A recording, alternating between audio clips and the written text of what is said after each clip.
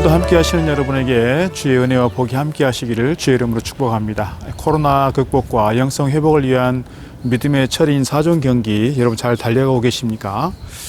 주어진 성경 봉독, 성경 통독, 그리고 정오 합심기도, 성경 필사, 그리고 새벽 기도까지 힘써서 감당해 보시기를 바랍니다. 3주가 지나면 내 삶에 새로운 변화를 경험하게 될 것이라 저는 그렇게 믿습니다.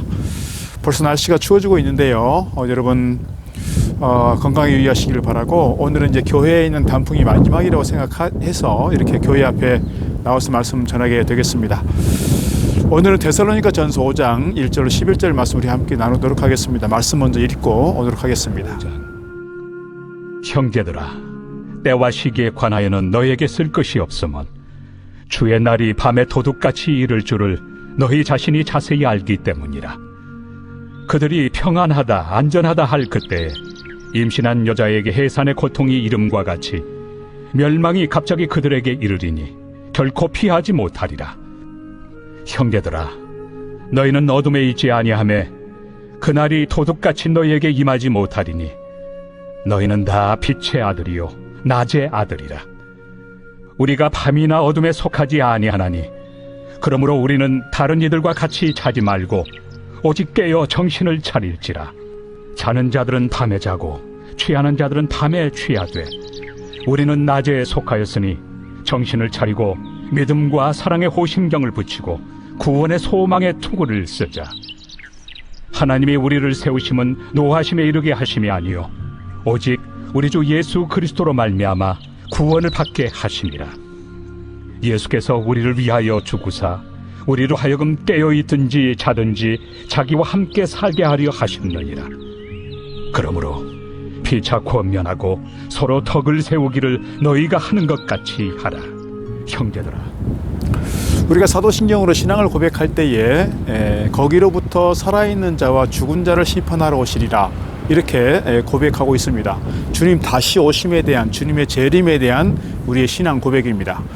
성경을 연구해 보면 주님의 재림과 인류의 종말에 관한 예언의 말씀들이 무수히 등장하고 있습니다. 특별히 신약 성경에 보면 재림에 대한 약속이 318회 등장한다고 합니다. 마태복음 24장을 보게 되면 예수님께서 친히 재림에 관한 말씀을 하셨는데, 재림이 가까워질수록 가까워질 때 나타나는 각종 징조들을 언급하고 있어서 소위 소계시록이다 이렇게 부르기도 합니다. 오늘 말씀 보게 되면 종말이 언제 오느냐, 종말의 돌발성을 말씀하고 있는데요. 도둑같이 갑자기 닥칠 종말, 이렇게 말하고 있습니다. 언제 종말이 임하게 되느냐, 성경은 정확한 시기를 언급하지 않고 있습니다. 다만 갑자기 예고 없이 온다고 말하는 것입니다. 말씀드리자면 종말의 돌발성이라고 이렇게 말씀드릴 수 있는 겁니다. 오늘 1절 3절 말씀 보면 이렇게 기록하고 있습니다. 형제들아, 때와 시기에 관하여는 너희에게 쓸 것이 없음은 주의 날이 밤에 도둑같이 이를 줄을 너희 자신이 자세히 알기 때문이라. 그들이 평안하다 안전하다 할 그때에 임신한 여자에게 해산의 고통이 이름과 같이 멸망이 갑자기 그들에게 이르리니 결코 피하지 못하리라. 도둑같이 임한다는 표현이나 임신한 여자에게 해산의 고통이 이름같이 임한다는 표현은 모두가 갑자기 닥친다는 겁니다.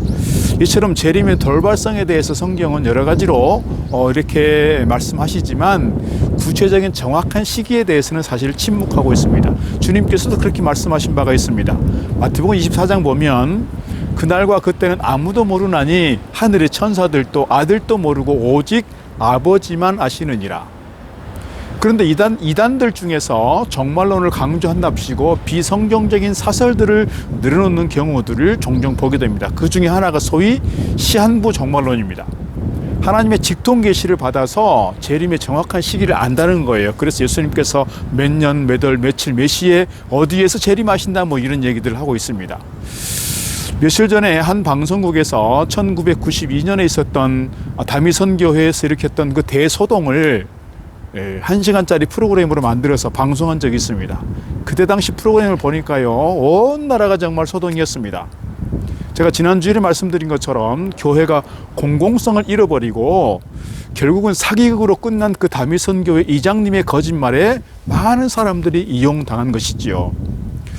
이렇게 여러 번 속다 보니까 사람들이 아예 이제는 재림 자체를 불신하게 되는 경우도 있는 것 같습니다. 이것이 어떻게 보면 마귀의 물타기 전략이 아닐까 그런 생각을 갖기도 하는데요. 사람들로 하여금 재림을 불신하게 만든다는 거예요. 누누이 말씀드리지만 재림은 반드시 이루어집니다. 그러나 이단의 거짓말과 성경의 진리를 우리는 반드시 구별할 줄 알아야 할 것입니다. 사도 바울도 이렇게 6절에서 권면합니다. 그러므로 우리는 다른 이들과 같이 자지 말고 오직 깨어 정신을 차릴지라.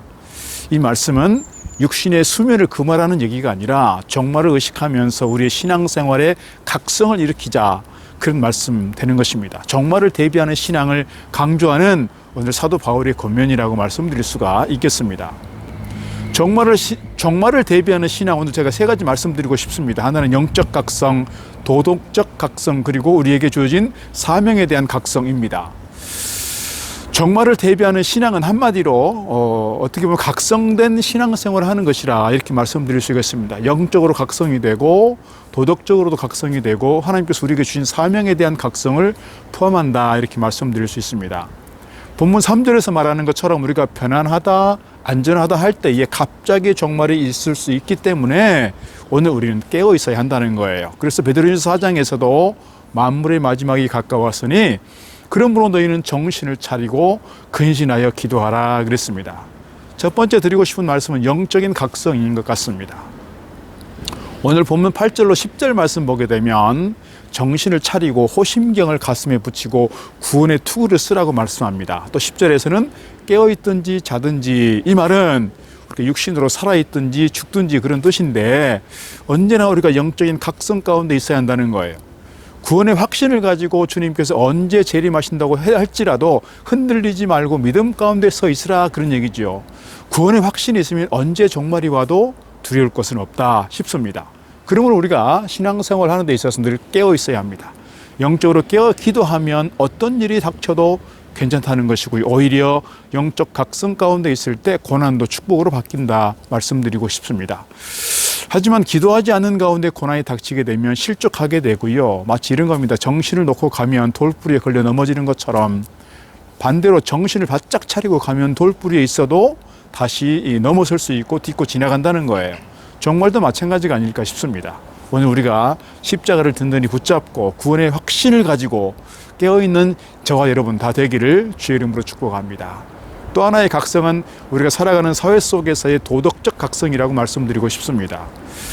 우리가 구원받은 것은 행위로 된 게 아닙니다. 오직 대속의 십자가를 믿음으로 구원받게 되고 하나님의 자녀가 되었습니다. 그러나 그 이후에는 우리가 이 삶 속에서 하나님의 자녀답게 거룩한 성도의 모습으로 살아야 하는 것 마땅하다 싶습니다.